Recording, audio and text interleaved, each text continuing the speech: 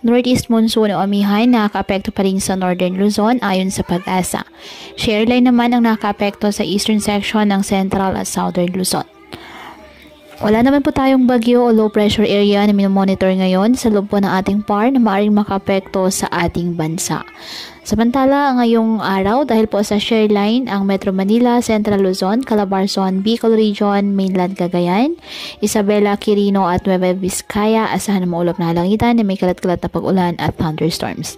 Ang Batanes at Babuyan Islands apektado po ng amihan kaya asahan po ang maulap na halangitan na may mga pag-ulan.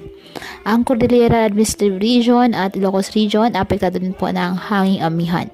At ang nalalabing bahagi ng ating bansa apektado po ng mga localized thunderstorms kaya asahan pa din po ang bahagyang maulap hanggang sa maulap na halangitan with isolated rain showers or thunderstorms.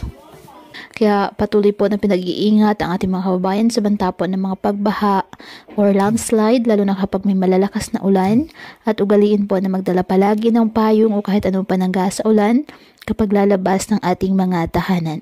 At yan po muna ang update sa lagay ng panahon ngayong araw. Muli patuloy po tayo na mag-ingat at palaging tandaan, God loves you. Stay safe and God bless.